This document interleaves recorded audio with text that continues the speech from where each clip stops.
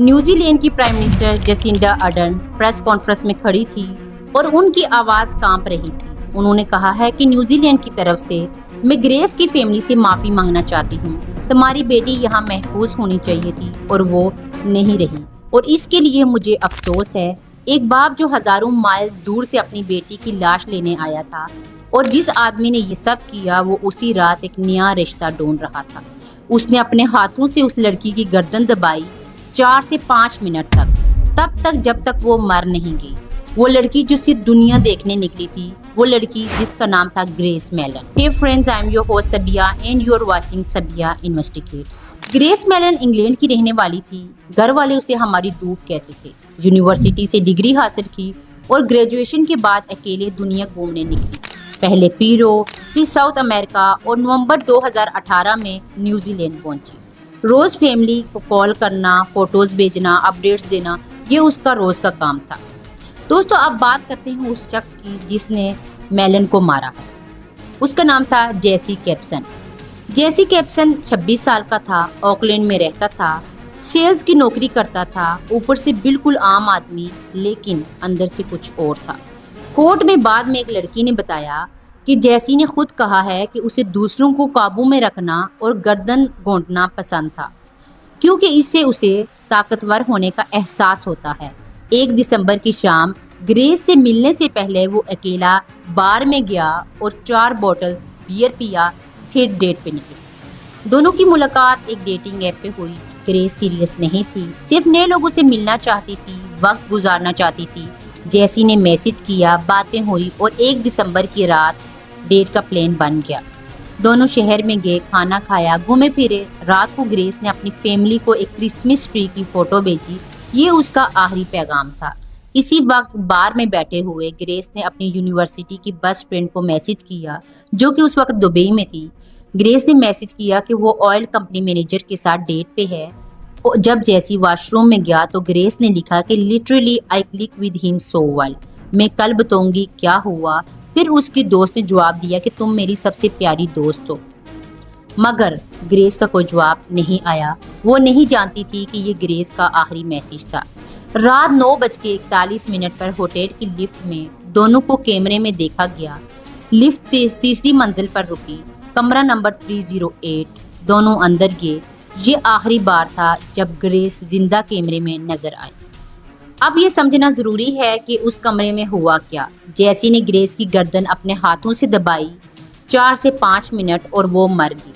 یہاں میں آپ کو ایک چیز بتا دوں کہ جب کوئی انسان ہاتھوں سے گردن دباتا ہے تو 2 چیزیں ہوتی ہیں۔ پہلی، سانس رکتی ہے، دوسری، دماغ کو خون ملنا بند ہو جاتا ہے، مطلب آکسیجن بند۔ انسان کچھ ہی منٹوں میں بے ہوش ہو جاتا ہے، اور اگر پریشر جاری رہے تو مر جاتا ہے۔ جیسی نے یہ پریشر 4 سے 5 منٹ تک جاری رکھا۔ پروسیکیوشن نے کورٹ میں کہا کہ اگر جیسی نے کچھ منٹ پہلے ہاتھ ہٹا لیا ہوتا تو گریس بچ سکتی تھی، مگر اس نے ہاتھ نہیں ہٹایا۔ گریس اسی رات مر گئی، اپنی 22ویں برتھ ڈے سے کچھ گھنٹے پہلے۔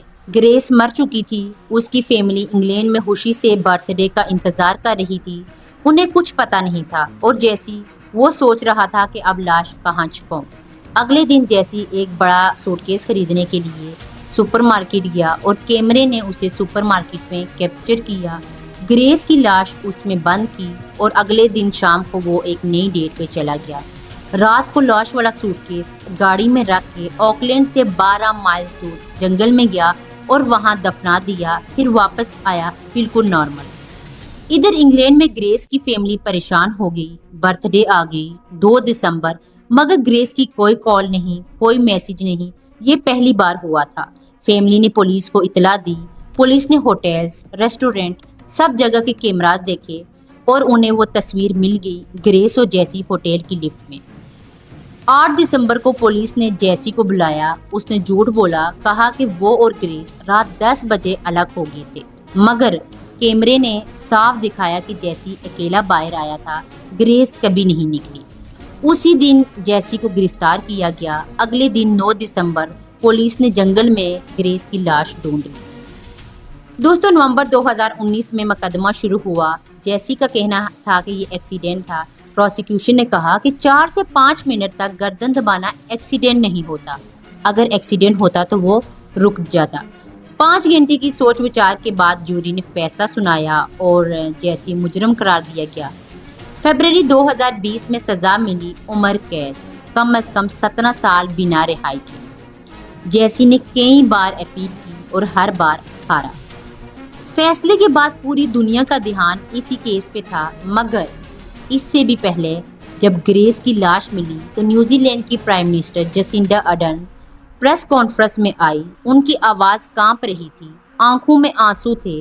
उन्होंने कहा कि न्यूजीलैंड की तरफ से मैं ग्रेस की फैमिली से माफ़ी मांगना चाहती हूँ कि तुम्हारी बेटी यहाँ महफूज होनी चाहिए थी और वो नहीं रही, और इसके लिए मुझे अफसोस है। हमारा यहाँ आने वाले लोगों का ख्याल रखना हमारा फ़र्ज़ है और इस बार हम ये नहीं कर सकते। पूरी कौम रो रही थी। एक प्राइम मिनिस्टर का इस तरह आंखों में आंसू लेके माफ़ी मांगना ये पहली बार हुआ था। मुकदमे के बाद 2 और खवातीन सामने आई। दोनों ने टीवी पे जैसी का चेहरा देखा और पहचान लिया।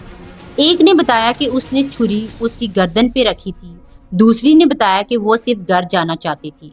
दोनों केसेस में जैसी को 9 अलग इल्जामात में और मुजरम करार दिया गया। ग्रेस की फैमिली ने सिर्फ इतना कहा कि हम उसका नाम नहीं लेते, हम ग्रेस का नाम लेते हैं। जैसी कैप्सन आज भी ऑकलैंड जेल में बंद है। हर बार अदालत गया और हर बार हारा। और ग्रेस वो सिर्फ दुनिया देखना चाहती थी, अपनी 22वीं बर्थडे भी ना देख सकी। वो एक याद बन के रहेगी, एक दर्द और एक इंसाफ की जीत।